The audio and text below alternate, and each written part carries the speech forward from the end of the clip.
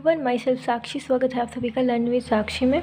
तो आज हम आदर्शवाद डिस्कस करेंगे। आदर्शवाद से रिलेटेड हमेशा ही क्वेश्चन आते रहते हैं, बहुत ही इम्पॉर्टेंट टॉपिक है ये। आदर्शवाद एक ही वीडियो में पूरा ख़त्म करेंगे हम। तो चलिए शुरू करते हैं। आदर्शवाद दर्शन की प्राचीनतम विचारधारा है। पाश्चात्य दर्शन में प्लेटो इसके प्रतिपादक माने जाते हैं। आदर्शवाद आइडियलिज्म का हिंदी रूपांतरण है। यह आइडिया इज्म से मिलकर बना है। एल सौंदर्य के लिए जोड़ दिया गया है इसमें। आइडिया का अर्थ विचार और इज्म का अर्थ वाद होता है, इसलिए इसे विचारवाद भी कहा जाता है। फिर देखेंगे आदर्शवाद की परिभाषाएं। पैट्रिक के अनुसार भौतिकवाद संसार का आधार पदार्थ में देखता है, जबकि आदर्शवाद संसार का आधार मन में देखता है। जे.एस. रॉस के अनुसार है आदर्शवादी दर्शन के बहुत से विविध रूप हैं, परंतु सबका आधारभूत तत्व यही है कि संसार के उत्पादन का कारण मन और आत्मा है, जो मन का वास्तविक स्वरूप है। फिर है हेंडरसन के अनुसार आदर्शवाद मनुष्य के आध्यात्मिक पक्ष पर बल देता है, क्योंकि उनके अनुसार आध्यात्मिक मूल मनुष्य जीवन का अत्यंत महत्वपूर्ण पहलू है। फिर डी.एन. दत्ता के अनुसार आदर्शवाद की परिभाषा इन्होंने दी है। आदर्शवादी वह सिद्धांत है जो अंतिम सत्ता अध्यात्म को मानता है। इसके बाद हम देखते हैं आदर्शवाद के प्रमुख सिद्धांत। तो ईश्वर निर्मित ब्रह्मांड इसमें है। आदर्शवादियों का मानना है कि इस ब्रह्मांड की कोई नियामक सत्ता अवश्य है और इसका स्वरूप आध्यात्मिक है। इनके अनुसार ब्रह्मांड दो मूल तत्वों से मिलकर बना है, पहला आत्मा और दूसरा प्रकृति। उनके अनुसार ब्रह्मांड की रचना परमात्मा पदार्थ द्वारा करता है। आदर्शवाद के सिद्धांत में आध्यात्मिक जगत को अधिक महत्व दिया गया है। इसमें है प्लेटो ने इस ब्रह्मांड को दो जगतों में बांटा है, वस्तु जगत और विचार जगत।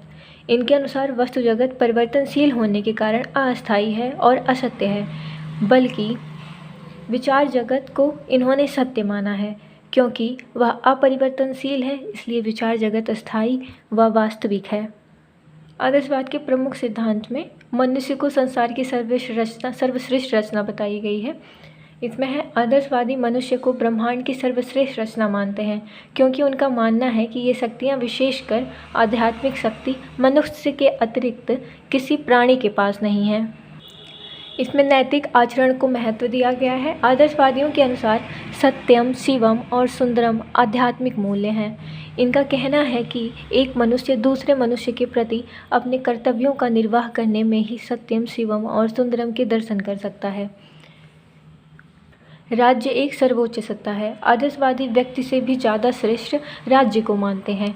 हीगल और फिक्टे ने भी राज्य को सर्वोच्च और आदर्श सत्ता के रूप में स्वीकार किया है। मनुष्य जीवन का अंतिम उद्देश्य ईश्वर की प्राप्ति है। आदर्शवादियों का मानना है कि मनुष्य के अंदर आत्मा का निवास होता है और यह आत्मा अनंत, अनादि और सूक्ष्म है। प्रत्येक प्राणी इस दृष्टि से पूर्ण है, परंतु अज्ञानता के कारण वह इस पूर्णता को समझ ही नहीं पाता। भौतिक और आध्यात्मिक शक्तियों द्वारा मनुष्य का विकास। आदर्शवादियों के अनुसार भौतिक ज्ञान की प्राप्ति भौतिक शक्ति अर्थात इंद्रियों द्वारा होती है और आध्यात्मिक ज्ञान की प्राप्ति आध्यात्मिक शक्ति अर्थात आत्मा द्वारा होती है। उनका मानना है कि आध्यात्मिक शक्तियों द्वारा वह संस्कृति और सभ्यता आदि का निर्माण करता है और उसकी सहायता से अपने भौतिक वातावरण पर नियंत्रण करने में सफल होता है। फिर देखते हैं आदर्शवाद और शिक्षा के उद्देश्य। पहला है आत्मानुभूति। आत्मानुभूति का अर्थ है आत्मा का ज्ञान होना। अतः शिक्षा का उद्देश्य प्रत्येक व्यक्ति में उचित के माध्यम से सामाजिक गुणों का विकास करना है। दूसरा है सांस्कृतिक विरासत की समृद्धि। शिक्षा संस्कृति को एक पीढ़ी से दूसरी पीढ़ी तक पहुंचाती है और उसको समृद्ध करती है। शिक्षा आध्यात्मिक शक्तियों का विकास भी करती है। रस्क के अनुसार शिक्षा को मानव जाति के इस योग्य बनाना चाहिए कि वह अपनी संस्कृति की सहायता से आध्यात्मिक जगत की सीमाओं का भी विस्तार कर सके। फिर है अमर आदर्शों और मूल्यों की प्राप्ति। आदर्शवादी शिक्षा का उद्देश्य अमर आदर्शों और मूल्यों की प्राप्ति मानते हैं। रस्क के अनुसार 3 अमर आदर्श होते हैं। मानसिक, जो व्याप्त है, भावात्मक, जिसका अनुभव किया जाता है, संकल्पित, जिसका संकल्प किया जाता है। आदर्शवाद में 3 अमर मूल्यों को प्राप्त करने के लिए कहा गया है। ये तीनों मूल्य सत्यम, शिवम और सुंदरम हैं। जब तक इन मूल्यों को विकसित नहीं किया जाएगा तब तक वह आध्यात्मिक पूर्णता को प्राप्त नहीं होगी। फिर है पवित्र जीवन की प्राप्ति। शिक्षा को मनुष्य का पथ प्रदर्शन करना चाहिए। बालक में आध्यात्मिक मूल्यों के प्रति श्रद्धा उत्पन्न करने के लिए उन सभी परिस्थितियों का सर्जन करना चाहिए जिनमें रहते हुए वह पवित्र जीवन व्यतीत करके आध्यात्मिक पूर्णता को प्राप्त करें। फ्रोबेल के अनुसार शिक्षा का उद्देश्य भक्तिपूर्ण, पवित्र तथा कलंक रहित जीवन की प्राप्ति है। फिर है बालक का बौद्धिक विकास। प्लेटो का मानना है कि मनुष्य की बुद्धि और विवेक उसके सभी आदर्शों एवं आध्यात्मिक चेतनाओं का आधार होता है। कांट ने भी बौद्धिक विकास को प्राथमिकता दी है। शिक्षा का प्रमुख लक्ष्य बालक का बौद्धिक विकास होना चाहिए, तभी वह अपनी बौद्धिक क्षमता व विवेकशीलता के द्वारा इन नियमों व सिद्धांतों का ज्ञान प्राप्त कर सकता है। फिर है आदर्शवाद और पाठ्यक्रम। आदर्शवादी शाश्वत मूल्यों को अर्जित करना शिक्षा का परम लक्ष्य मानते हैं। उनके अनुसार व्यक्ति भौतिक विज्ञान, रसायन विज्ञान, जीव विज्ञान, भूगोल, गणित, मनोविज्ञान और दर्शन आदि विषयों के द्वारा बौद्धिक शक्तियों का विकास करके सत्य का दर्शन कर सकता है। मूर्तिकला, चित्रकला, संगीत और साहित्य के द्वारा मन की गहराई में पहुंचकर सौंदर्य का दर्शन कर सकता है। प्राविधिक एवं औद्योगिक विषयों के अध्ययन द्वारा शिवम की अनुभूति कर सकता है। रॉस महोदय के अनुसार आदर्शवादी पाठ्यक्रम में शारीरिक और आध्यात्मिक क्रियाओं को संयुक्त किया गया है। रॉस महोदय ने ये पाठ्यक्रम दिया है, कैसा है, मानव की क्रियाएं और उनसे संबंधित विषय। इसको इन्होंने 2 भागों में बांटा है, एक शारीरिक क्रियाएं हो गया, दूसरा आध्यात्मिक क्रियाएं। अब शारीरिक क्रियाएं में स्वास्थ्य विज्ञान, शारीरिक कुशलताएं व व्यायाम है, और आध्यात्मिक क्रियाओं में इन्होंने 3 भागों में इसको डिवाइड किया हुआ है। पहला है मानसिक क्रियाएं, दूसरा है सौंदर्यात्मक क्रियाएं और तीसरा है नैतिक व धर्म की क्रियाएं। तो मानसिक क्रियाओं में हो गया भाषा, साहित्य, विज्ञान, गणित, इतिहास व भूगोल, और नैतिक व धार्मिक क्रियाओं में हो गया ललित कलाएं, धर्म व आचरण शास्त्र। फिर है आदर्शवादी पाठ्यक्रम में जीवन के सभी अनुभव, क्रियाएं और जीवन की समस्याएं आदि निहित होनी चाहिए। फिर हॉर्न महोदय के अनुसार कुछ विज्ञान, कुछ कला और कुछ व्यावसायिक शिक्षा प्रत्येक विद्यार्थी के पाठ्यक्रम में सम्मिलित कर देनी चाहिए। आदर्शवादी पुस्तकीय ज्ञान को अधिक महत्व देते हैं।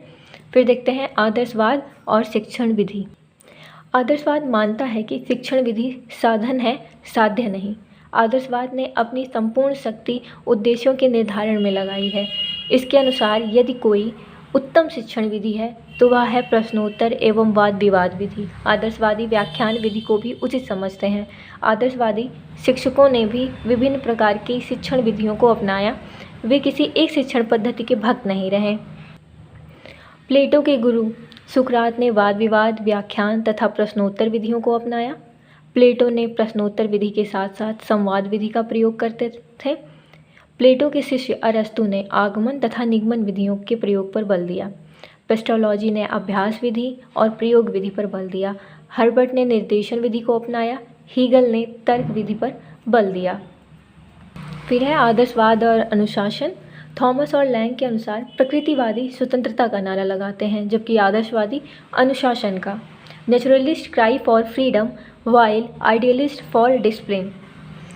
आदर्शवादियों का विश्वास है कि बालक का पूर्ण विकास तभी संभव है जब वह अनुशासन में रहे। उनके लिए संयम बड़ी मूल्यवान वस्तु है, लेकिन आजकल के मनचले मनोवैज्ञानिक ने आदर्शवाद को दमनात्मक कह डाला है। आदर्शवाद में प्रकृतिवाद की भांति पूर्ण स्वतंत्रता नहीं होती। आदर्शवाद मानते हैं कि बालकों को पूर्ण स्वतंत्रता से हानि की संभावना अधिक रहती है, अतः उन्हें सीमित स्वतंत्रता प्रदान की जाए। आदर्शवादी प्रभावात्मक अनुशासन को अधिक श्रेयकर समझते हैं। आदर्शवादी बालकों को प्रोत्साहित करने के लिए किसी प्रकार के पुरस्कार को उचित नहीं समझते, जैसे सत्य बोलने के लिए किसी पुरस्कार की जरूरत नहीं है, क्योंकि यह तो मानव का कर्तव्य है, बल्कि न करने पर दंड की व्यवस्था की जाती है। विद्यालय में शिक्षक का व्यवहार छात्रों के प्रति वैसा ही होना चाहिए जैसे कि पिता का अपने पुत्र के प्रति होता है। कभी कभी पिता अपने पुत्रों को भी दंड देता है, लेकिन दुर्भावना बस नहीं। इसी प्रकार गुरु को भी कल्याण की कामना से अपने शिष्य को दंड देना चाहिए। इस प्रकार कह सकते हैं कि आदर्शवाद प्रभावात्मक अनुशासन का पक्षधर है। फिर है आदर्शवाद का मूल्यांकन। इसमें आदर्शवाद के गुण और दोष देखेंगे। आदर्शवाद के गुण: पहला है, आदर्शवादी शिक्षा में बालक के व्यक्तित्व का आदर किया जाता है। दूसरा, आदर्शवादी शिक्षा में बालकों में सत्यम, शिवम और सुंदरम जैसे श्रेष्ठ मूल्यों और गुणों का विकास करती है, जिसके परिणाम स्वरूप बालकों में उत्तम चरित्र का निर्माण होता है। तीसरा है, आदर्शवादी शिक्षा में शिक्षक का अत्यंत महत्वपूर्ण एवं सम्मानजनक स्थान होता है, जिससे व्यक्ति एवं समाज दोनों का हित होता है। चौथा है, आदर्शवाद आत्मानुशासन एवं आत्मनियंत्रण के सिद्धांतों का प्रतिपादन करता है। इन सिद्धांतों का शिक्षा जगत में अत्यंत महत्वपूर्ण स्थान है। फिर है आदर्शवाद के दोष। पहला है, आदर्शवाद शिक्षा में बालक को महत्व न देकर शिक्षक को सर्वाधिक महत्व देता है, जबकि मनोवैज्ञानिक आधुनिक शिक्षा में बालक को महत्व देता है। दूसरा, आदर्शवाद शिक्षा के पाठ्यक्रम में आध्यात्मिक विषयों को विशिष्ट स्थान प्रदान कर वैज्ञानिक तथा प्रौद्योगिक विषयों की उपेक्षा करता है। क्या है इसमें? आदर्शवाद शिक्षा के पाठ्यक्रम में आध्यात्मिक विषयों को विशिष्ट स्थान प्रदान कर वैज्ञानिक तथा प्रौद्योगिकी विषयों की उपेक्षा करता है। ठीक है, तो इसमें आध्यात्मिक विषयों को ज़्यादा ही महत्व दिया गया है और वैज्ञानिक या प्रौद्योगिक विषय जो हैं उसकी ये उपेक्षा कर रहा है। आदर्शवाद हमें जीवन के अंतिम उद्देश्य आत्मानुभूति की ओर ले जाता है, जिसका आज के युग में कोई विशेष प्रयोजन नहीं मालूम पड़ता। आज के लोगों की सबसे बड़ी आवश्यकता रोटी, कपड़ा और मकान तथा रोजगार की है। इसकी पूर्ति आदर्शवाद द्वारा नहीं की जाती है। इसके बाद है, आदर्शवादी शिक्षण विधियों में वैज्ञानिक दृष्टिकोण का अभाव है। इसमें रटने की विधि को अधिक महत्व दिया गया है।